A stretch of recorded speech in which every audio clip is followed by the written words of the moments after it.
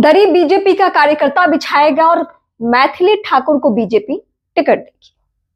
नमस्कार, मैं रीमा प्रसाद। To the point बात इसी मसले पर। क्या मिथिलांचल के लिए इतनी इंपॉर्टेंट है बीजेपी के लिए मैथिली ठाकुर? क्योंकि जब से मैथिली ठाकुर का नाम आया है तब से बहुत सारे सवालों का बीजेपी को सामना करना पड़ रहा है, और ये पूरे बिहार से नहीं बल्कि खासकर मिथिला बेल्ट से ज्यादा लोग नाराज हैं। और ये नाराजगी मैथिली ठाकुर और उनके पिता को लेकर है। एक सुर में सबका दावा है कि ये सिर्फ और सिर्फ विधायक बनने की कोशिश है और इसके लिए सारी लड़ाई चल रही है।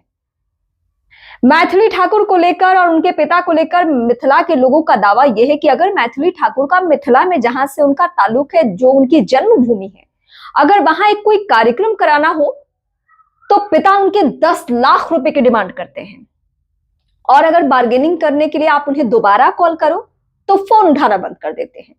और उस आदमी को बीजेपी टिकट दे रही है कहां से? मिथिला से। लोगों की नाराजगी का आलम यह है कि वो ये कह रहे हैं कि अगर बीजेपी मिथिला से मैथिली ठाकुर को टिकट देती है तो फिर बीजेपी अपना हश्र देख लेगी। मतलब ये सिर्फ और सिर्फ एक पर्टिकुलर मैथिली ठाकुर के सीट पर नुकसान नहीं पहुंचेगा, बल्कि अगर उनको टिकट बीजेपी देती है तो मिथिलांचल के और सीटों पर भी इसका प्रभाव पड़ेगा, क्योंकि टिकट के दावेदार बहुत हैं। और जिस बेनीपट्टी या अलीनगर से बात चल रही है कि यहां से उन्हें टिकट मिल सकता है, उन दोनों ही जगहों को लेकर दावेदारों की कमी नहीं है, और इसलिए यह नाराजगी बहुत ज्यादा बढ़ी हुई है। लेकिन यह नाराजगी नेताओं की नहीं है जो मैं आपको बता रही हूँ, ये सोशल मीडिया पे बाकायदा एक कैंपेन भी चल रहा है और लोग अपनी भावनाएं जाहिर कर रहे हैं बीजेपी के सामने कि दरी बिछाएगा बीजेपी का कार्यकर्ता, पार्टी के लिए हरदम खड़ा रहेगा बीजेपी का कार्यकर्ता, पन्ना प्रमुख बनेगा बीजेपी का कार्यकर्ता, और पैरासूट के जरिए किसी और को टिकट दे दी जाए, ये सही नहीं है। और इसको लेकर लोगों में नाराजगी बहुत है। अब आती हूं मैं दूसरे पहलू पे और दूसरे पॉइंट पे। वो दूसरा पॉइंट क्या है? मैथिली ठाकुर के पिता ने एक राजनीतिक स्टेटमेंट दे दिया है। अब आप चुनाव लड़िए और प्रोपेगेंडा का हिस्सा ना बनिए, प्रोपेगेंडा फैलाने की कोशिश ना कीजिए, तो फिर राजनीति ही क्या। मैथिली ठाकुर के पिता ने एक ऐसा बयान दिया है जिसको सुनकर अगर आप बिहार से हैं तो आपको भी बुरा लगना स्वाभाविक है।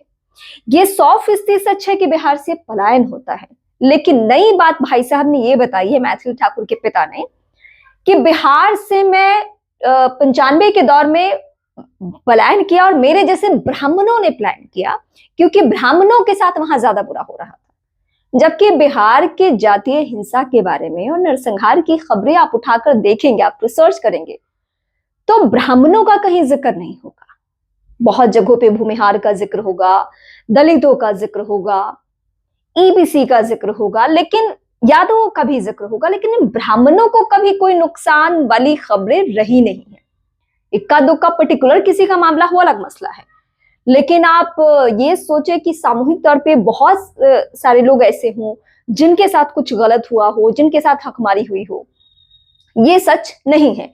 लेकिन मैथिली ठाकुर के पिता ने एक शगुफा छेड़ने की कोशिश की कि मैं बिहार तब छोड़ा जब मेरे साथ बुरा हुआ और ब्राह्मणों के साथ बुरा हुआ, वो लालू राज था, वो 90 का दशक था, और इसीलिए मुझे बिहार से पलायन करना पड़ा, लेकिन अब मैं बिहार लौट सकता हूँ 30 साल के बाद।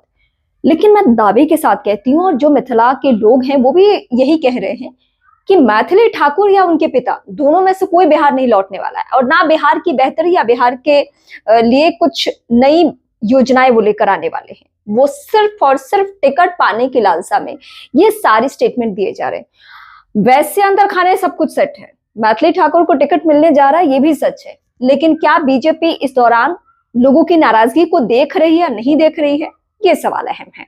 मैथिली ठाकुर को लेकर मिथिला के लोगों में बहुत गुस्सा है, बहुत नाराजगी है कि उनको टिकट नहीं मिलनी चाहिए।